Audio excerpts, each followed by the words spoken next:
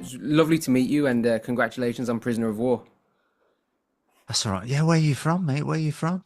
I'm from just outside of Birmingham, Shirley, Solihull. So Oh, wicked. yeah, not too far from. You grew up in Sutton Coldfield, right? Yeah, that's right. Yeah, I so thought I not could too hear the far. accent. That's right. Yeah, absolutely. I just watched the film today, and yeah, congratulations. It's really awesome. It had me on the edge of my seat the whole way through.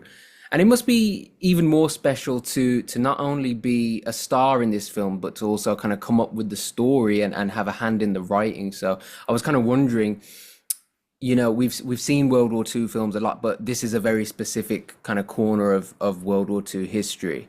So what inspired you to kind of tell this story and deliver it to the screen?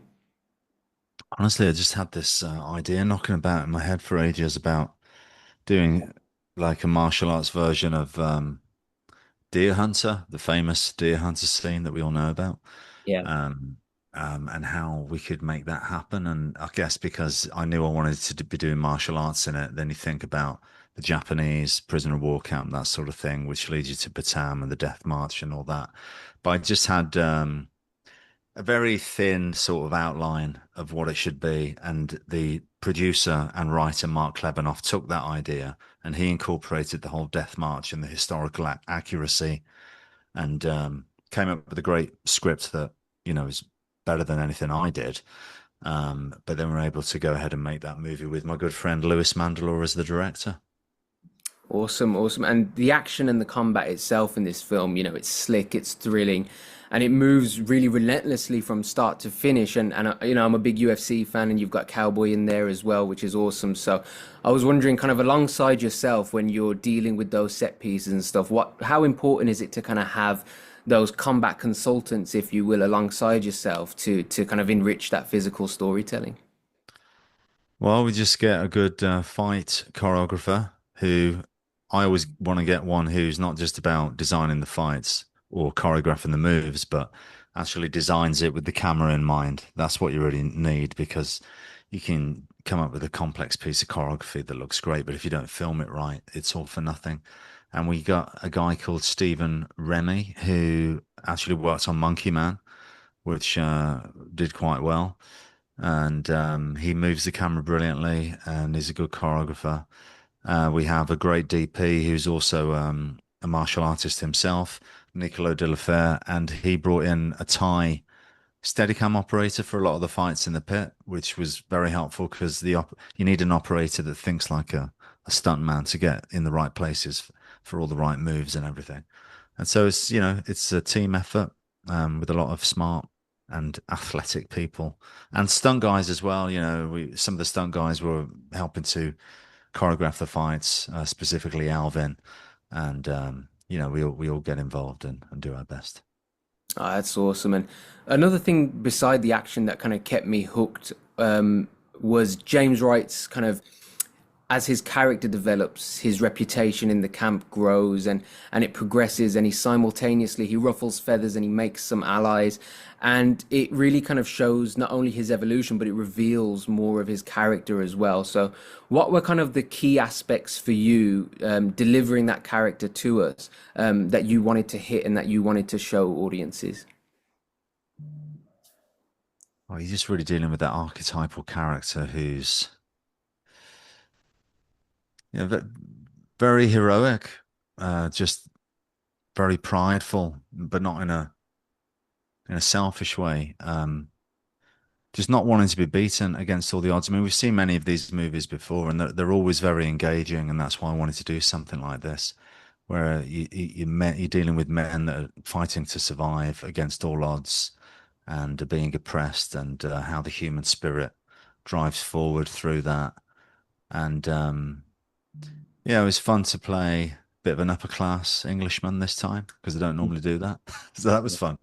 Um, and to be very English and like an officer, and the way he would move and stand in that sort of time period. Um, but yeah, just it was great for me to look. I always do these fight movies, action movies. That's what I like to do. That's what people expect from me. But to wrap it up in a different bow and set it in the 40s in World War II behind enemy lines, and just have fun with all that. Yeah, that perfectly kind of builds onto my next question as well, because it's so interesting for me as a fan of these films to kind of see how these set pieces and stories kind of play out when set in the past. And I was wondering kind of what differences do you notice having played characters in the present day and then dealing with a film like Prisoner of War that takes place in the Second World War?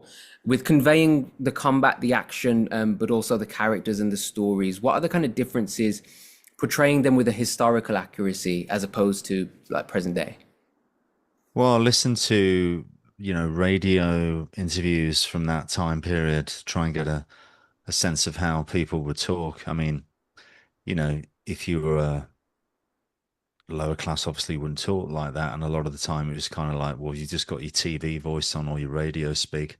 But a lot of officers, high ranking officers, would tend to have that very received pronunciation, stiff upper lip way about them at that time. So I tried to just incorporate some of that, but not go too overboard with it where it gets distracting, but just to create a character that leans towards that.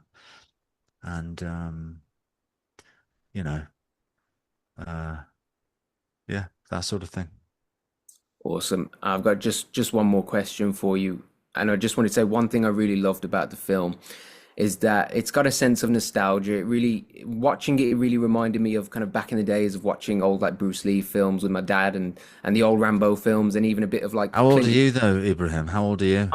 I'm 24, so I wasn't Yeah, I'm around. surprised your dad was still watching Rambo back then, but I'm glad to hear it. Yeah, I really enjoyed it. It even reminded me a little bit of like I bet he Eastwood. was like, listen, son, I need you to watch this.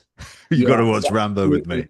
absolutely, Yeah, absolutely. Rambo, Enter the Dragon, and all the rest of them.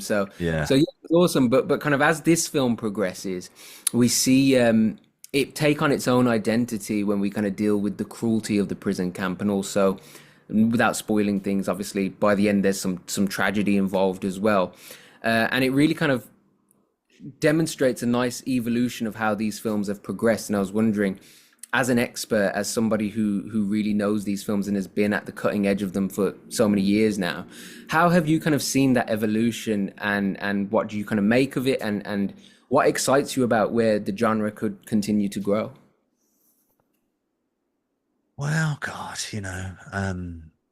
it will evolve and it'll do different things. And like, to be honest, if I was smart enough to come up, or maybe I will one day, come up with the new trend-setting version of this Mm. type of movie to do something that everyone's like, oh wow, we got to copy that, then that's what you're always searching for, and it's not so easy to come by. It's a lot easier to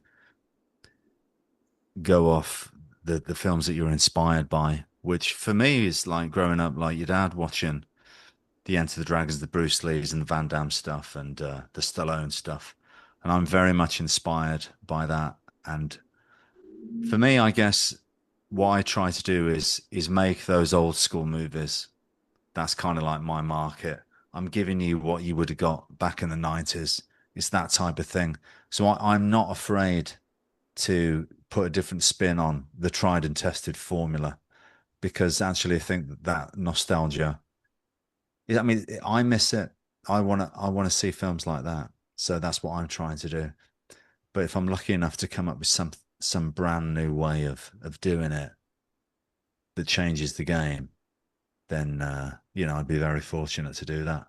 That's what we're all looking for, I suppose. Yeah, that's awesome, Scott. I won't take up any more of your time, but thank you It's all so right, much. mate. Anything Thank for a Brummy. Ah, cheers. Thank you. Thanks for your time and thank you for your body of work. As a fellow Midlands boy, it's really awesome to see someone kind of make it and do really great things with cinema that we all kind of love. So I appreciate it very much and really grateful for your time. Oh, Thank I appreciate that, mate. Thanks a lot. you. Thank you. Cheers. Bye All right. bye. Cheers.